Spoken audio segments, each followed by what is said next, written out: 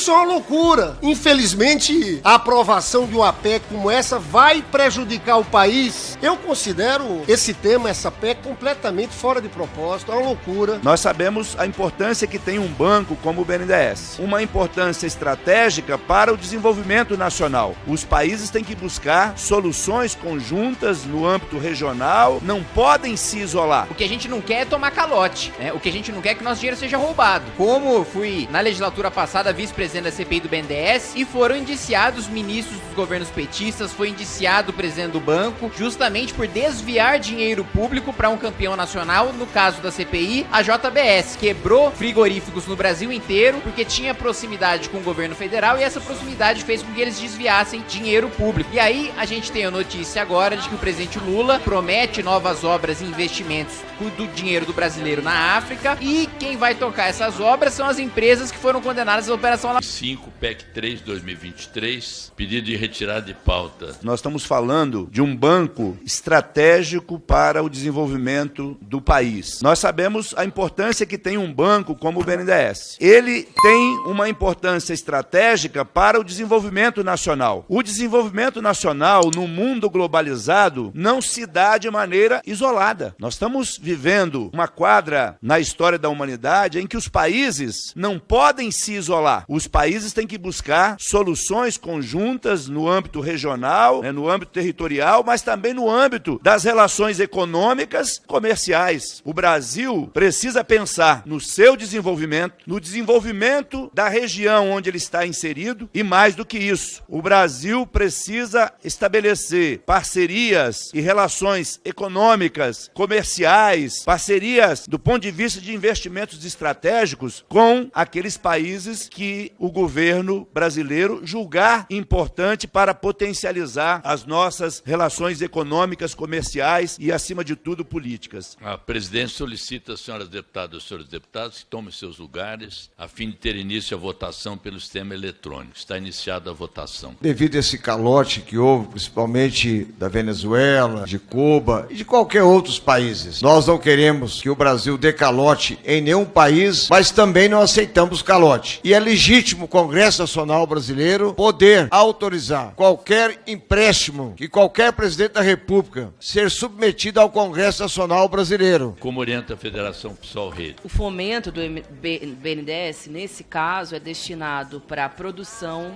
e para a comercialização de produtos exportados para outros países. Não se trata de investimento do BNDES diretamente para nenhum outro país. São empresas brasileiras. É esse o seu papel, é o fomento ao desenvolvimento de empresas nacionais. E é fundamental que seja um banco público que faça isso. Aliás, é isso que está por trás daqueles que defendem esse projeto, é enfraquecer os nossos bancos públicos e também as nossas empresas brasileiras. São 48 países no total destinados das exportações financiadas. E quem está em primeiro lugar são os Estados Unidos, com 19 bilhões. Cuba ou Venezuela, como eles utilizam para alimentar essas fake news, não passam de 2% do total das exportações. Como orienta o governo, deputado Alencar? O governo orienta sim, presidente, entende que não há sentido algum nessa proposta, nessa PEC, uma visão pequena, diria, do papel do Brasil em relação à política econômica, à política de desenvolvimento. Lembrando novamente que o investimento é para a empresa, o financiamento. Não é para qualquer país. O governo brasileiro não financia outro país. Ele financia a empresa brasileira que exporta serviço ou vende bens em algum outro país. E como foi dito aqui também por alguns colegas, essa visão preconceituosa que diz em relação a alguns países da América Latina não condiz com a realidade do montante de investimentos, de financiamento que o BNDES faz. Então não tem nada a ver dizer de Venezuela, Cuba. Isso é uma visão pequena e preconceituosa do nosso papel no mundo. Por isso que o governo vota sim. Presidente, a gente vota sim. Isso aqui é uma loucura. Esse setor de exportação de civis de engenharia é disputado no mundo inteiro. Na verdade, há muitas fake news sobre o tema. Isso é uma loucura. Infelizmente, a aprovação de uma PEC como essa vai prejudicar o país. Eu considero esse tema, essa PEC, completamente fora de propósito. É uma loucura. O debate aqui devia estar acima dos partidos, pensar no Brasil, pensar na recuperação e no crescimento econômico. A maioria vota sim. Da União Brasil, deputado Kim. Senhor presidente, ninguém aqui quer isolar o Brasil, como falaram aí parlamentares do governo, né? Hoje, em cedo, inclusive, tive a deputada Rosângela Moro na Embaixada da Dinamarca, ontem tivemos com o embaixador de Taiwan, com o governador de Haiti, do Japão. O que a gente não quer é tomar calote, né? O que a gente não quer é que nosso dinheiro seja roubado. Como fui, na legislatura passada, vice-presidente da CPI do BNDES, e foram indiciados ministros dos governos petistas, foi indiciado o presidente do banco, justamente por desviar dinheiro público para um campeão nacional, no caso da CPI, a JBS, né? Quebrou frigoríficos no Brasil inteiro porque tinha proximidade com o governo federal e essa proximidade fez com que eles desviassem dinheiro público. E aí a gente tem a notícia agora de que o presidente Lula promete novas obras e investimentos do dinheiro do brasileiro na África e quem vai tocar essas obras são as empresas que foram condenadas à Operação Lava Jato. Então é isso que a gente quer impedir, é proteger o dinheiro do brasileiro e se for para ter investimento no exterior, que dê retorno, que eles paguem a... Todo mundo já votou? Então está encerrada a votação. Peço ao deputado... O governo está melhorando, 2 votos a mais. Se arrumar mais uns 3 ministérios, acho que chega perto. 39-20, rejeitado o requerimento de retirada de pauta. Peço ao deputado Kim Kataguiri, o deputado Arthur Maia registrou presença, está ausente nesse momento, mas o deputado Kim Kataguiri, peço que leia o relatório. Senhor presidente, peço licença para ir direto ao voto, parabenizando o deputado Mendonça. Presidente Rui Falcão, poderia fazer pedido de vista? Quero fazer pedido de vista nesse instante. Ele vai ler o relatório, registro. Eu não posso fazer o pedido antes da leitura do relatório? Não. Tentei fazer ontem e Vossas Excelências negaram, então hoje o mesmo procedimento. As pessoas estão fazendo isso. Na votação anterior, 6 deputados pediram vistas antecipadamente. Eu esperei ler o relatório e depois concedi vista.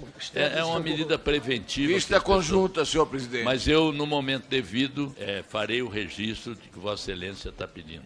Deputado Kim Kataguiri. Primeiro, quero parabenizar aqui o deputado Mendonça Filho pela iniciativa da proposta de emenda à Constituição. É fato que os países desenvolvidos do mundo, sim, você tem uma delegação, uma autorização do Congresso Nacional para operações de crédito envolvendo bancos estatais, e é justamente isso que o deputado Mendonça Filho está propondo numa discussão aprofundada numa comissão especial. Claro que a gente sabe que o pedido de vista não tem nada a ver com analisar melhor o projeto, tem a ver com protelar para que a gente não consiga votar o mais rápido possível, mas enfim, eu peço licença então do presidente para ir direto ao voto. Nos termos do artigo 202 caput do Regimento Interno da Câmara dos Deputados, compete à Comissão de Constituição, Justiça e Cidadania proferir parecer acerca da admissibilidade das propostas de emenda à Constituição números 3 e 6, ambas de 2023. Tal exame de admissibilidade consiste em um juízo preliminar e prejudicial e o exame de mérito a ser proferido pela Comissão Especial competente e que examina exclusivamente a observância das limitações impostas pela Constituição Federal de 88 ao Poder Constituinte Reformador, mais precisamente os limites procedimentais, circunstanciais e materiais. As limitações procedimentais ou formais dizem respeito à legitimidade da iniciativa e à inexistência de matéria constante de propostas de emenda rejeitada ou havida por prejudicada na mesma sessão legislativa em que é apresentada. Nesse quesito, verificamos que as proposições foram apresentadas por no mínimo 1/3 dos deputados federais, conforme o atestado pela mesa diretora desta casa, obedecendo-se assim à exigência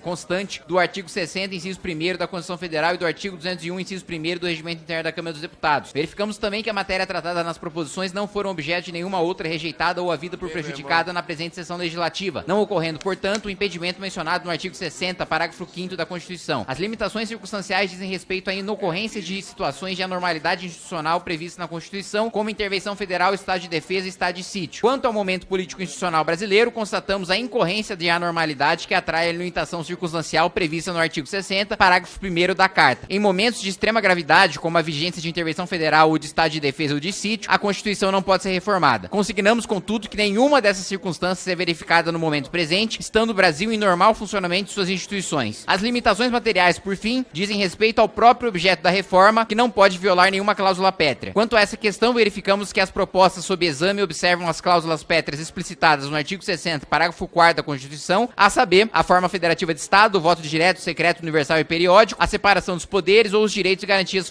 individuais. Não se vislumbra, de igual modo, tendência para abolir cláusula pétrea implícita, consistente nos princípios estruturantes do Estado Democrático de Direito instaurado pela Constituição de 88. No que diz respeito à técnica legislativa utilizada pela PEC 3 de 2023, devemos dizer que há um equívoco na numeração do inciso a ser acrescentado, uma vez que o artigo constitucional em tela já possui um inciso de número 18, já possui 18 incisos, perdão. Por conseguinte, dever-se-ia acrescentar o inciso 19 e não o inciso 18, como faz o texto da PEC. Tal equívoco certamente será objeto de correção quando da redação final da proposição. Cabe acrescentar que o erro não se repete na PEC 6 de 2023, 2023. De start, votamos pela admissibilidade das PECs de número 3 e 6, ambas de 2023. Relator, o deputado Arthur Maia. Senhor presidente, uma questão de ordem. Questão de ordem em cima do artigo 57, do inciso 11. Diz que a discussão, isso é um ponto pacífico aqui no entendimento da CCJ, tem várias questões de ordem, não pode ser iniciada sem a presença do relator, porque o relator não pode ser iniciada a discussão sem a presença do relator. É para o relator escutar as contribuições. A gente não quer pedir vista. Eu quero usar primeiro essa questão de ordem para que a gente não inicie a discussão. Eu estou querendo que a discussão não comece. Artigo 57, exatamente, não vai começar porque foi pedido vista. Deputado, havendo pedido de vistas, a discussão, independente da questão de ordem, não se realiza discussão porque é regimental conceder vistas. Então, mesmo que o PT, o Vossa Excelência, não peça vistas, o deputado Gilson Marques está pedindo vistas. Então, vistas coletivas. Entendendo decisão. Quero pedir vista também. Vista conjunta, senhor presidente. Vista conjunta, presidente. Paulo Magalhães. Deixa eu só registrar quem está pedindo vista. Concedo vistas conjuntas a todos os deputados mencionados. Tem a palavra, Vossa Excelência. O debate está contaminado por fake news, meu caro deputado Lindbergh Farias. O propósito dessa proposta de emenda à Constituição não é interromper o financiamento externo e o financiamento de bens e serviços produzidos no Brasil, ou a exportação de serviços, como pede qualquer nação que se coloque presente no mercado internacional. Ocorre que, eu já disse aqui, o Exim Bank, o banco de exportação de vários países do mundo, já praticam o financiamento externo com aval do respectivo parlamento. Citei aqui o caso do parlamento americano, que dá a responsabilidade, a atribuição e a competência ao Exim Bank americano de cumprir essa tarefa. Citei aqui o banco de exportação do Japão, o Exim Bank da Coreia do Sul, o contexto canadense, ou seja, o mundo todo pratica, e eu não quero tirar o Brasil desse protagonismo, muito pelo contrário. Agora, é preciso que o parlamento brasileiro cumpra com a sua obrigação. Lembro, inclusive, que o Senado Federal já exerce o controle de financiamentos e de autorização de contratação de financiamento para estados brasileiros. Então, por que não fazer o mesmo com relação a países que têm interesse em estabelecer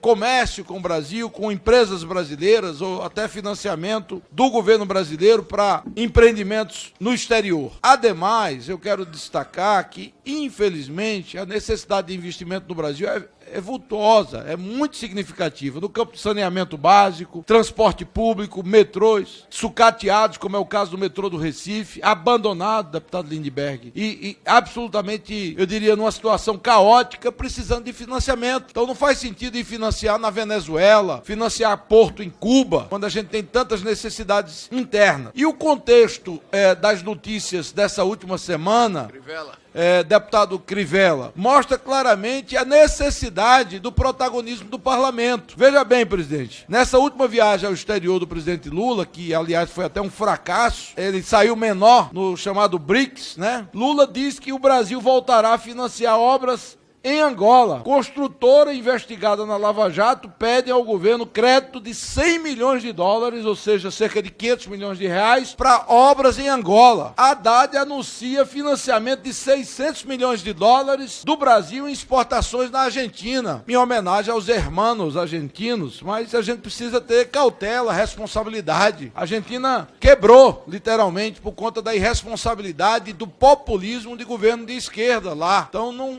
cabe ao governo brasileiro, além das dificuldades que nós sustentamos no dia a dia, sustentar as dificuldades do país vizinho. Então, por conta dessa cautela toda e querendo aprimorar, inclusive, o texto na comissão especial, é que eu quero agradecer aqui ao deputado Arthur Maia, agradecer ao deputado Kim, que leu o relatório do deputado Kim, Arthur Maia, e na próxima sessão, se Deus quiser, com o apoio da maioria das bancadas e dos parlamentares, nós vamos aprovar a admissibilidade, nós vamos aprovar essa PEC número 3 para que o parlamento exerça o seu controle com relação e a fiscalização dos atos de financiamento externo do Poder Executivo, que eu acho que é uma coisa absolutamente democrática e republicana.